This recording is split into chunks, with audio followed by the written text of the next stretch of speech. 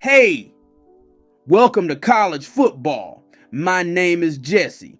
Before you jump into that video, make sure you visit coolladman100x.com to get custom ebooks and other things that's available on the website. Link will be in the description below. Also, visit the NFLShop to get yourself some Kansas City's Chiefs gear and your own personal team gear as well. And also, all the other sponsors will be in the description below. Now, back to Kool-Aid. Yo, what's up, guys? It's your boy Kool-Aid Man 100X, working in college football. How you guys doing? We're going to be jumping into the spread offensive playbook. We're going to be looking at a formation called duo slot open. We're going to be looking at a play called speed option. We don't have any audibles to this, so we're going to be focusing on one play. Give you a little brief synopsis about it. The speed option play, the spread offensive play. I'm going to give you a good breakdown. I thought it was kind of unique to use.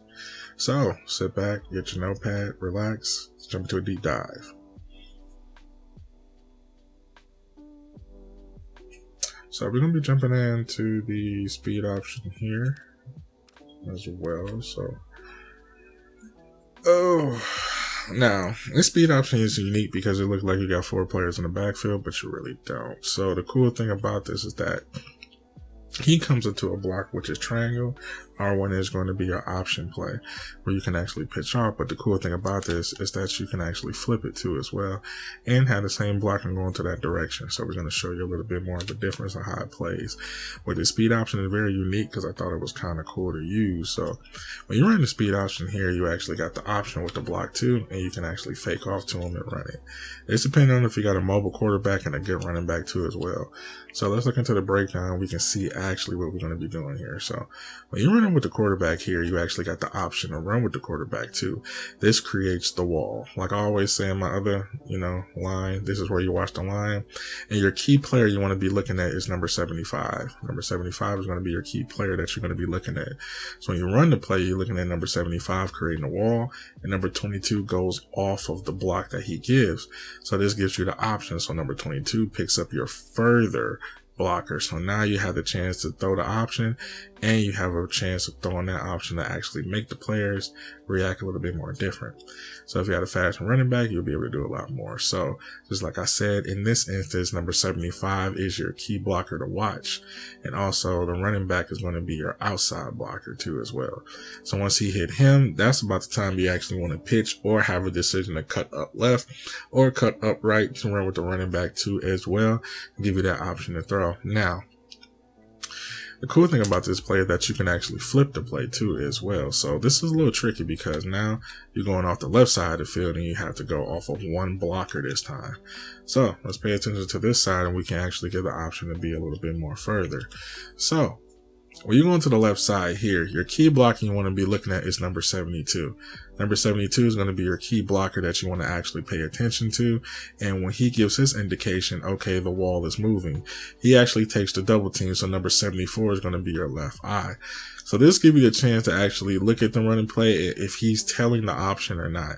Because if he bites, you'll be able to go and pitch it. So now this is where you get as close enough to get him to draw just enough to you to get the pitch. Now this is risky because some of these pitches won't work, some of them do. But if you time them just right at this instance here, it's about here, which I would say you will have to practice. This is not going to be something you can just pick up. But you want to time it perfectly. So when he switches hands, bam, see how the ball actually flings out. Now the pitches are different in this game because it's a little bit more of a flare in a way. So now when you run the ball to the left side of the field, now you got that wall that you're creating on the left side. So now the wall is being created. You can run up the field, get you a nice couple extra yards. So now, bam, you got that blocker, get you a nice couple yards, just angle it out, and you'll be able to run it a little bit more effectively. Now, let's say if you want to run to the right side and you want to add protection. I think an instance is protection is between max protection and empty, or full slide left or right. Now this is based on different instances of how the defensive line front is being made. Because sometimes you'd be surprised base actually stops blitzes. So let's say if we want to run base, right? And we action that block, the line comes backwards. So now, bam. See, the line actually picks up better in base in this formation, give you a little bit of a running, satisfaction. So now let's say we want to just, hold it with a quarterback. Now we got an option to actually have a little bit more base. To be honest with you, when you run a speed option, I think base would be the best, but you have to find out what front they're running.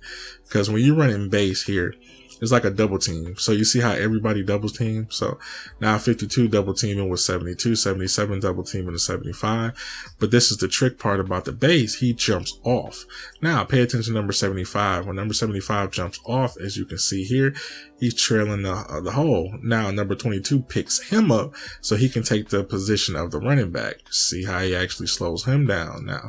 Now you have a one-on-one, so you can either pitch it, cut back inside, get extra yards with the running back, all that other stuff. So now let's see if we want to slide. Let's see if we want to slide to the right. See what difference we get here. So now we get the linebacker to come free, and we actually get the running back that we want to do to actually angle up down the field. Now this is different because I just slide to the right. Now sliding to the right actually opens up defenders to come in quicker. For example, bam. He comes directly in. On this side, number 11, you can see here, it actually creates a hole for him. Now, this is the problem with users that actually hit holes. So a user player that's really good that know how to hit holes effectively as the defensive linebacker or corner or safety, or sometimes even D lineman, they can actually hit these holes pretty well. So when he coming through that hole where actually user or hit stick ability, you have to learn how to angle in certain ways. So when you're running the ball here, in my instance, from my view, I will actually angle it to the right. Don't juke, don't spin, just run to the right. So now you see he's out running in an obtuse angle. Now you can just slightly move up. Then you hit your stiff arm and you get your touchdown, basically. Same identical thing. So it's really nothing to be afraid of running the speed option in this instance. So let's say if you want to half slide. Now, the half slide is a little bit different because you have to take into account what half slide that you're doing. So I wouldn't recommend using half slide because they don't have it done correctly right. So I will only use full slide, base, empty, or max protect. Max protect is pretty good too as well, depending on the pass protection that you do, but it's depending on how the front is laid. So if you got a forefront down lineman, it's a little bit difficult when you run pass protection because they have to jump off depending on if they, bite on it. So if they're not biting on it, it'll be kind of difficult. So let's see what type of pass protection that we do, or do we have to pick? So now we got a little bit more of a pass protection here. Now we can actually pitch, do whatever we want with the running back. Now let's take a look at this. Now when you're paying attention to the pass protection, you see how the block actually jumps off of him. You see, I didn't do anything. I didn't panic. I didn't juke. I didn't spin. I just carefully angled to the right. That's it. You have to learn how to angle yourself to the right depending on users, because users are the same way. They want to have a direct straight line for a hit stick. But if you take that direct straight line away from them, they can't really react in certain ways. Same way with the computer, same way with a user.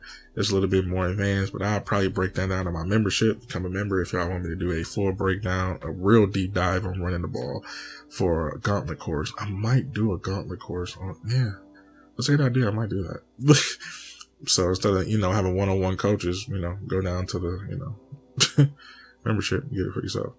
So, this is cool. So now we're going to be doing, angling and seeing how effective it really is. So just like I said, for your blocking, you want to make sure you actually use empty, full slide left or right, also max protect or base in instance of how the defensive front is made.